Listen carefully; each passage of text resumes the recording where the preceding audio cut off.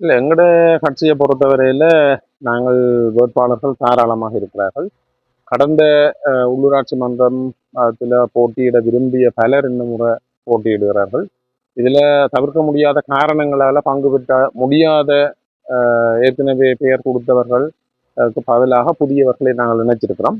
ஆனால் இந்த முறை ஒரு சிக்கல் இருக்குன்னு சொன்னால், இதை முதலாவது பட்டியலில் 10% பெண்கள், இரண்டாவது பட்டியலில் 50% பெண்கள், ஒட்டுமொத்தமாக 25% இளைஞர்கள் என்று பார்க்க தான் எல்லாருக்கும் பொதுவாக சிக்கல்கள் வந்திருக்கும். என்ற இளைஞர்கள் அந்த குறிப்பிட்ட வீதத்தில் கட்சியில கேட்கறதுக்கு ஆர்வமா இருந்தாலும் இந்த கட்டுப்பாடுகளை நிறைவேற்ற வேண்டிய தேவை இருக்கிறதால சில கஷ்டங்கள் இருந்தது தான். ஆனால் வேட்பாளர்களை பொறுத்தவரையில எங்களுக்கு கட்டுப்பாடு ஒன்று இருக்கே இல்லை.